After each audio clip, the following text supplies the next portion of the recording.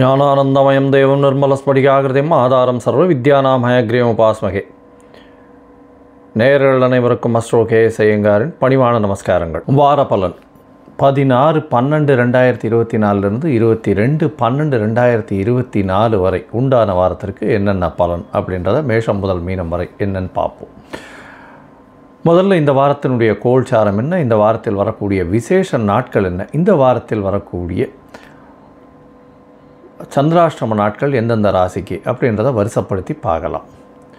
இந்த வாரத்தினுடைய கோல்சாரம்னு எடுத்தேன்னா காலபுருஷ தத்துவத்தின் 2வது ராசியான ரிஷபத்தில் குரு வக்கரத்தில், கடகத்தில் செவ்வாய் வக்கரம், கன்னியில் கேது, ரிச்சிகத்தில் புதன், தனுசில் சூரியன்,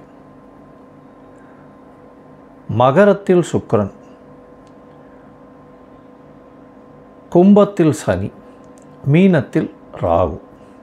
இந்த வாரத்தில் அதிவேகமாக செல்லக்கூடிய கிரகமான சந்திரன் திருவாதிரை நட்சத்திரம் அதாவது மிதுன ராசியிலிருந்து உத்தர நட்சத்திரம் கன்னியா ராசி வரலும் போகிறார். அதாவது மிதுனம், கடகம், சிம்மம், கன்னி இந்த 4 ராசிகளில் போகிறார். இந்த வாரத்தில் வரக்கூடிய விசேஷ நாட்கள் அப்படின்னு எடுத்தோமேனால் இந்த வாரம் முதல் நாளான 16ஆம் தேதியிலிருந்தே விசேஷம். ஏன்னா மார்கழி மாதம் பிறகுறது. நம்ம சௌரமான மாதங்கள் அப்படின்றத வச்சு சூரியன் ஒரு ராசியிலிருந்து அடுத்த ராசிக்கு செல்லக்கூடியதை சௌரமான மாதம்னு சொல்லுவோம். இந்த வாரம் ஆரம்பத்திலேயே பார்த்தோம்னா இந்த வாரத்தில் ஆரம்பமே சூரியன் ரிச்சிகத்திலிருந்து தனுசுக்கு போயிடுறார். தனுர் மாதம் ஆரம்பம். முதல் பாசுரமான திருப்பாவையின் முதல் பாசுரமான மார்கழி திங்கள் இன்னிலிருந்து ஆரம்பம். தனுர் மாதம் மொத்தமே ஒரு மிகப்பெரிய ஏற்றமான காலம். மார்கழி மாதத்தின் பலன்கள்னு தனியாகவே ஒன்று போட்டிருக்கேன், அதை பாருங்கள். இந்த வாரத்தில் பார்த்தேனால் 17ஆம் தேதி அதாவது 17ஆம் தேதி பார்த்தேன்னா ரமண மகரிஷியின் 145வது ஜெயந்தி. அது ஒரு பெரிய விசேஷம். ரமண மகரிஷி ஒரு பெரிய ஏற்றமானவர். ரமணர் ரொம்ப பெரிய விஷயம் திருவண்ணாமலையில் வாழ்ந்தவர், பெரிய ஏற்றத்தை கொடுத்தவர். அதாவது ஆன்மீகத்திற்குன்னு பெரிய தொண்டாற்றியவர். அதை தவிர சனாதன தர்மம் வாழ்வதற்காக நிறைய விஷயங்கள் செஞ்சுருக்கார். அவரோட இன்றைக்கும் ஆசிரமம் இருக்குது. அவர்களுடைய ஃபாலோயர்ஸ்லாம் நிறைய பேர் இருக்கா. இந்த வாரத்தில் சங்கட ஹர சதுர்த்தி வருது. அதாவது தேய்பிரை சதுர்த்தி, சங்கர ஹர சதுர்த்தி. சங்கர ஹர சதுர்த்தி அப்படின்னா சங்கடங்களை தீர்க்கக்கூடிய சதுர்த்தி.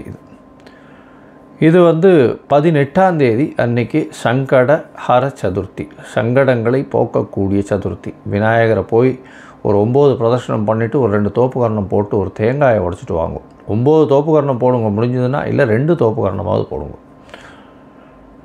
உங்களுடைய பிரச்சனைகள் எல்லாவற்றுக்கும் முடிவு வரக்கூடிய விஷயங்களை கொடுக்கும். அதாவது உங்களுடைய சங்கடங்கள் எல்லாமே தீரக்கூடிய நாட்கள். என்னென்ன சங்கடங்கள் இருக்கோ அது எல்லாத்தையும் சொன்னேன்னா அது எல்லாம் தீர்ந்துடும்.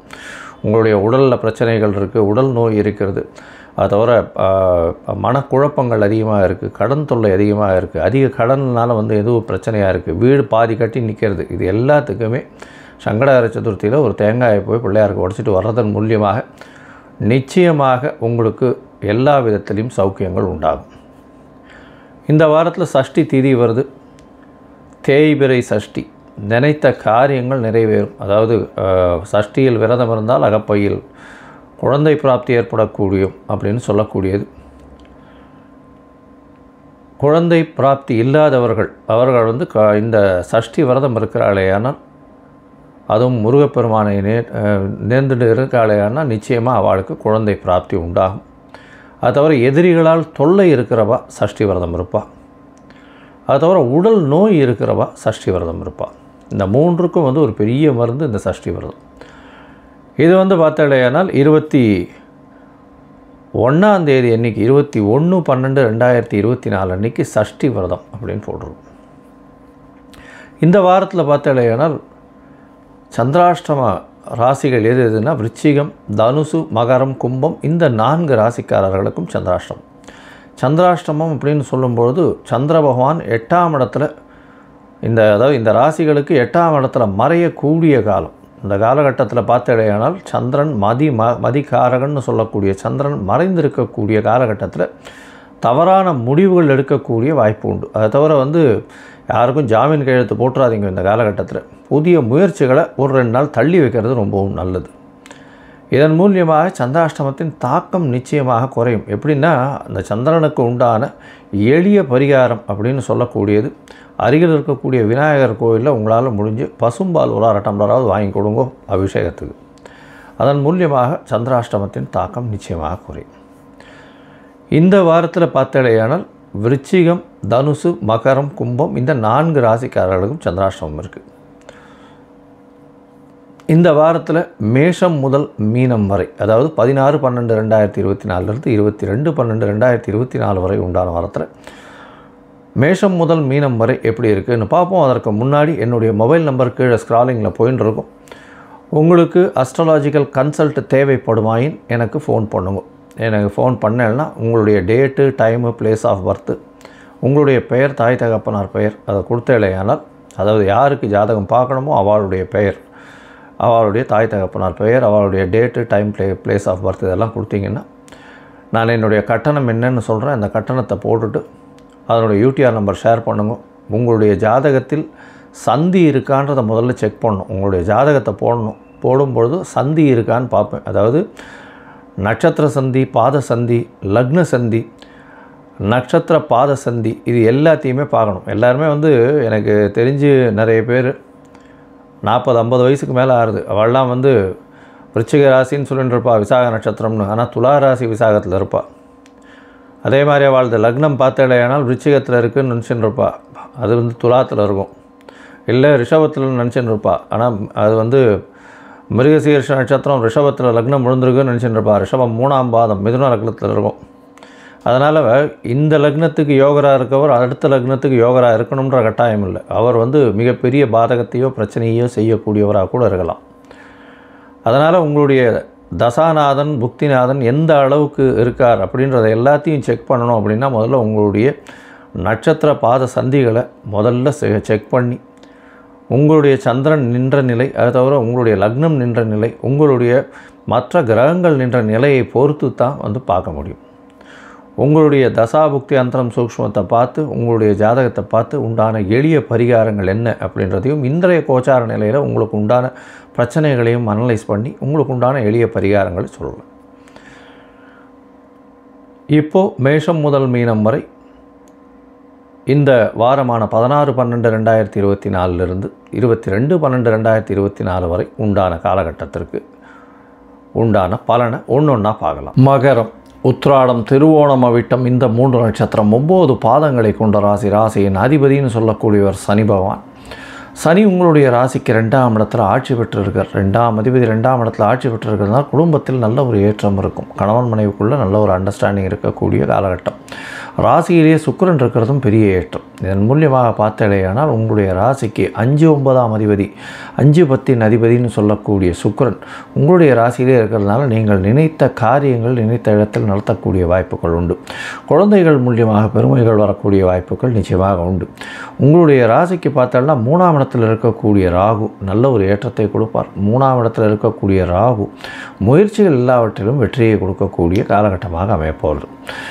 சமசப்தமத்தில் இருக்கக்கூடிய செவ்வாய் வக்கரகதியில் இருக்கார், நீச்சம் பெற்றிருக்கார். அதனால் உச்சம் பெற்றிருக்க சமம். 4ஆம் அதிபதி உச்சம் பெற்றதுனால புதுசாக ரியல் எஸ்டேட் தொடர்பு உண்டான விஷயங்களில் வெற்றி பெறக்கூடிய வாய்ப்புகள் நிச்சயமாக உண்டு.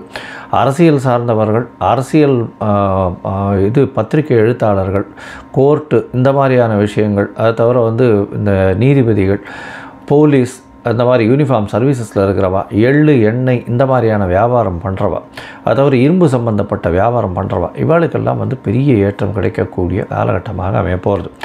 ராசிக்கு 11ஆம் அதிபதியானவரும் உங்களுடைய ராசிக்கு சமசப்தமத்தில் இருந்து நீச்சம் ஆகி அதில் வக்கரகதி அடைகிறதுனால உச்சம் பெற்றதற்கு சமமாக இருக்கிறதுனாலையும் சுக்கிரனுடைய பார்வையில் இருக்கிறதுனாலையும் தொழிலில் அபரிமிதமான ஏற்றம் இருக்கும். பார்ட்னர்ஷிப் தொழிலில் நல்ல ஒரு மாற்றம் இருக்கும். எதிர்பாலினத்தவர் மூலியமாக நல்ல ஒரு வெற்றி கிடைக்கக்கூடிய, வெற்றி செய்தி கிடைக்கக்கூடிய வாய்ப்பு உண்டு. பார்ட்னர்ஷிப் பிஸ்னஸில் நல்ல ஒரு ஏற்றம் இருக்கும். அதை தவிர நண்பர்கள் மூலியமாக நல்ல ஒரு ஏற்றம் இருக்கக்கூடிய காலகட்டமாக அமைகிறது. ராசிக்கு 9ஆம் இடத்துல கேது, அதனால் உடல் நலத்தில், அதாவது தந்தையின் உடல் நலத்தில் சற்று பின்னடைவு இருக்கக்கூடிய காலகட்டமாக அமையப்போகிறது. உங்களுடைய ராசிக்கு 9ஆம் அதிபதினு சொல்லக்கூடிய புதனும் 11ஆம் இடத்துல இருக்கார்.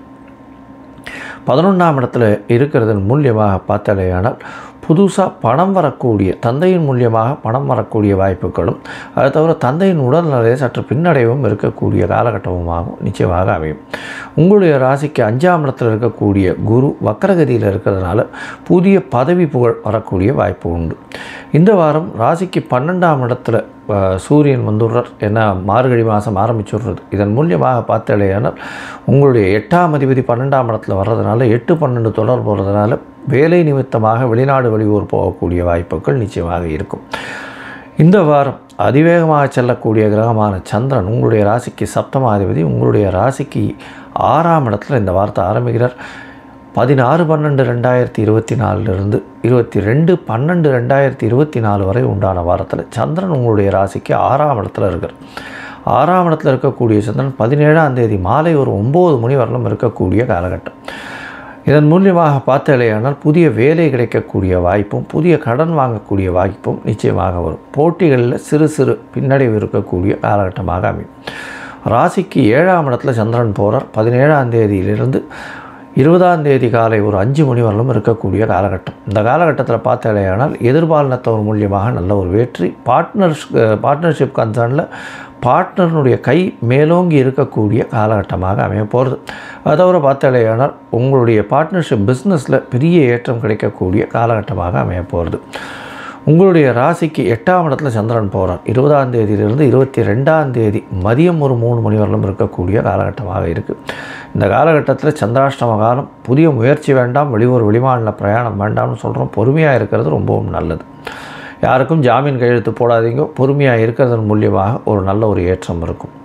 உங்களுடைய ராசிக்கு 9ஆம் இடத்துல சந்திரன் போகிறார். 9ஆம் இடம் அப்படின்னு சொல்லக்கூடியது பாக்கியஸ்தானம். நீங்கள் நினைத்த காரியங்கள் அனைத்தும் நிறைவேறக்கூடியது. மூதாதையர்களின் ஆசீர்வாதங்கள் இருக்கக்கூடிய இடம் அப்படின்னு சொல்லக்கூடியது. அதில் கேத்து இருக்கிறது அந்தளவு விசேஷம் இல்லை. 7ஆம் அதிபதி அந்த இடத்துல போய் இருக்கிறதுனால எதிர்பாலினத்தவர் மூலியமாக சிறு சிறு பிரச்சனைகள் வரக்கூடிய வாய்ப்புகள் நிச்சயமாக உண்டு. இந்த வாரத்தில் பார்த்தாலேயானால் நீங்கள் காலபைரவரை போய் வணங்குவோம். காலபைரவரை வணங்குறது உங்களுக்கு ஒரு பெரிய ஏற்றத்தை நிச்சயமாக கொடுக்கும். ஏன்னா உங்களுக்கு சனி பகவான் இப்போது பாத சனியில் இருக்கிறதுனால கண்டிப்பாக இந்த பாத சனி முடிஞ்சு போகிற வரலும் காலபைரவரை வணங்குறதும் சனி பகவானுக்கு உண்டான பிரீத்திகளை ரெகுலராக செய்கிறதும் உங்களுடைய வாழ்வில் மிகப்பெரிய மாற்றத்தை கொடுக்கக்கூடிய காலகட்டமாக இருக்கும். நீங்கள் அருகில் இருக்கக்கூடிய வரதராஜ பெருமாளுக்கு ஒரு 3 முழம் மல்லிப்பூ வாங்கி சாத்திட்டு வாங்கும். நல்ல ஒரு ஏற்றம் கிடைக்கக்கூடிய வாரமாக இந்த வாரம் அமைய போகிறது. லோகா சமஸ்தா சுகினோ பவந்து. நன்றி, நமஸ்காரம். Astro KS Iyengar YouTube channel பார்த்தமைக்கு நன்றிகள். மேலும் இது போன்ற ஆன்மீக ஜோதிஷ தகவல்கள் உங்களை வந்து அடைய astro KS Iyengar YouTube channel subscribe செய்யவும், பெல் ஐக்கானை மறக்காமல் அழுத்தவும். நன்றி, வணக்கம்.